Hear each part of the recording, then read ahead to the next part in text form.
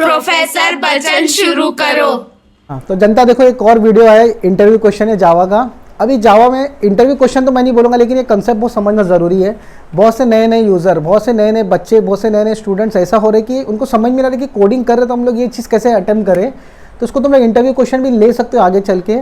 लेकिन क्वेश्चन क्या बोल रहा है कि करली ब्रेसेस जो हम लोग बनाते हैं, ऐसा करली ब्रेसेस इसको कब ओपन करना है, कब क्लोज करना है, ये 70% स्टूडेंट लोगों को पता ही नहीं, जब SY क्लियर करते हैं या TY क्लियर करते हैं। 12 के बच्चों को तो छोड़ ही दो, तो ये बहुत सारे बच्चों को पता ही नहीं कहाँ यूज़ होगा, कहाँ यूज़ नहीं होगा। इसके बारे में मैं तुम लोग को अपडेट देता हूँ।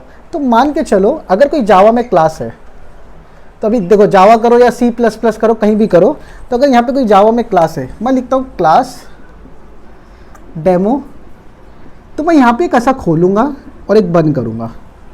तो याद रखो क्लास के साथ, किसके साथ, क्लास के बाद होगा। अभी उसके बाद फंक्शन के साथ, मेथड के साथ। अगर मैं कोई मेथड बनाता हूँ, तो अगर मैं मेथड बनाया वॉइड शो, ऐसा मैंने ऐसा बनाया, तो ये खुलेगा, ये बंद होगा।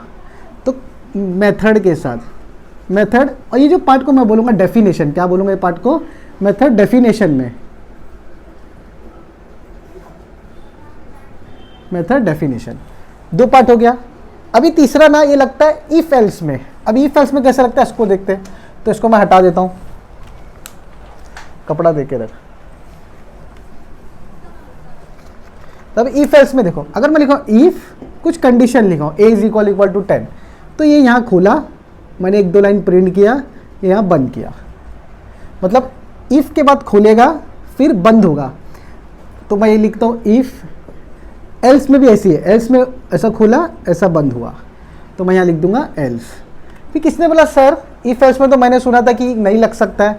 तो याद रखो अगर इफ लाइन में या एल्स के लाइन के अंदर 3 से 4 स्टेटमेंट है, मतलब जैसा प्रिंट आउट, सी आउट, या तो system dot out println, ऐसा 3 बार लिखा हुआ है, जैसे यहाँ पे 3 बार मुझे लाइन प्रिंट करना है, तब मैं ना करली ब्रेसेस लगाऊंगा। लेकिन मैं चाहता हूँ सिर्फ एक ही लाइन हो। तो जैसा मान लो अगर इसके अंदर एक लाइन है, मैं बस एक ही लाइन लिखा हूँ सी आउट करके, या SOP लिखा हूँ, कुछ भी लिखा हूँ, एक ही लाइन लिखा हूँ, तो मुझे करली ब्रेसेस की ज़रूरत नहीं है। समझ में आया? करली ब्रेसेस कब लगेगा, जब एक से ज़्यादा लाइन मुझे प्रिंट करना है, तो मुझे क्या लगेगा, करली ब्रेसेस। जब एक से ज़्यादा लाइन प्रिंट नहीं करना, तो मुझे क्या नहीं लगेगा, करली ब्रेसेस नहीं लगेगा। तो अभी एक लाइन है तो लगा भी सकता हूँ, नहीं भी लगा सकता हूँ। अगर लगा दिया तो भी कोई प्रॉब्लम नहीं है। एक लाइन का समझा? तो इफ एल्स में सिंगल लाइन में 1 लाइन अगर प्रिंट करना है, प्रिंट करना है, तो नहीं लगाओगे तो भी चलेगा, तो नॉट अलाउड चले, नहीं लगाओगे तो भी चलेगा। करली ब्रेसेस यहाँ पे कंपलसरी नहीं है। कब कंपलसरी बन जाता है, जब एक लाइन से ज़्यादा प्रिंट करोगे तो। दूसरा एक हो जाता है, एक नया टॉपिक है स्विच केस। तो लिखता हूँ मैं स्विच, ब्रैकेट में यहाँ पे कुछ वैल्यू डाला, खोला, बंद किया, ये पे लगाना कंपलसरी है। अगर स्विच केस में तुम लोग नहीं लगाओगे तो शॉर्ट हो जाएगा, एरर आ जाएगा।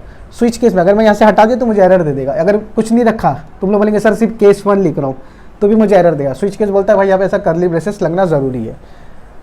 बात समझ में आ गई? अभी लूप का देखते हैं, फॉर लूप ऐसा खोला, यहाँ पे दिया हम लोग ने अपना इसका सिंटैक्स, यहाँ खोले, यहाँ बंद किए। यहाँ पर भी ऑप्शनल है, अगर तुम चाहते हो एक लाइन ही प्रिंट हो 10 बार, मतलब एक ही बार SOP लिखो, एक ही बार सी आउट लिखो तो चलेगा। अगर तुम यहाँ पे 2 डाल दिए तो नहीं काम करेगा। तो इसके लिए क्या करने का, 2 बार के लिए करली ब्रेसेस लगाने का, एक लाइन के लिए नहीं लगाने का। तो यहाँ पे भी फॉर लूप में भी ऑप्शनल है, 1 लाइन प्रिंट करेगा ये भी, विदाउट करली ब्रेसेस। विदाउट करली ब्रेसेस एक ही लाइन प्रिंट करेगा। सेम ऐसी वाइल लूप भी है और डू वाइल लूप भी है। तो यहाँ पे भी क्या आ जाएगा, वाइल लूप और डू वाइल लूप। और बहुत सारे ब्लॉक्स होते हैं, स्टैटिक ब्लॉक होते हैं, इंस्टेंट ब्लॉक होते हैं। ये सारे में भी ऐसा लगता है करली ब्रेसेस ज़रूरी है। ठीक है, एक स्टैटिक ब्लॉक होता है, स्टैटिक लिखते हैं जावा में, ऐसा खोलने का, ऐसा बंद करने का स्टैटिक ब्लॉक होता है। इंस्टेंट ब्लॉक भी होता है, ऐसा खुलता है, ऐसा बंद होता है। तो इस लोग में ज़रूरी है, बात समझ में आए? लेकिन ये स्टैटिक ब्लॉक, इंस्टेंट ब्लॉक के लिए पहले तुमको ये सब सीखना पड़ेगा।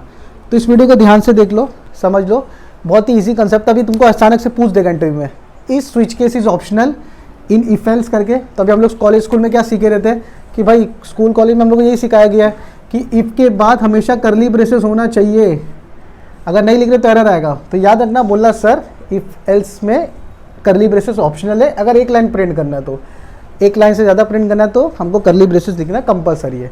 सेम फॉर लूप में भी बोलते हैं, कितने लोग फॉर लूप ऐसा लिखते हैं इंटरव्यू में, ऐसा लिख देते और यहाँ पे ना डायरेक्ट हेलो वर्ल्ड लिखते, SOP हेलो वर्ल्ड, बोलते बताओ प्रिंट करेगा कि नहीं, तो लोग डर जाते, बोलते यार सर करली ब्रेसेस आए नहीं, एरर देगा।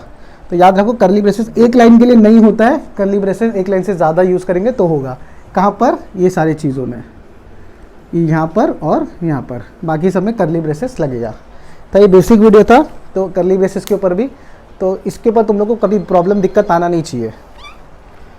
तो अपनी घंटी बज गई, बंद कर बच्चा उसको, तो कभी इसमें प्रॉब्लम दिक्कत आना नहीं चाहिए। तो इसका भी एक बार आप स्क्रीनशॉट ले लो और एक बार इसको रिवाइज़ कर लो, घर पे देख लो, कैसा सिस्टम में करके देख लो। कुछ डाउट दिक्कत आती है तो मुझे अपडेट करो, और इस वीडियो को भी आगे नए नए जूनियर लोगों को फॉरवर्ड करो ताकि इनका नॉलेज फट से क्लियर हो जाए। और मेरे वीडियो को सब्सक्राइब करो फटेक देने से।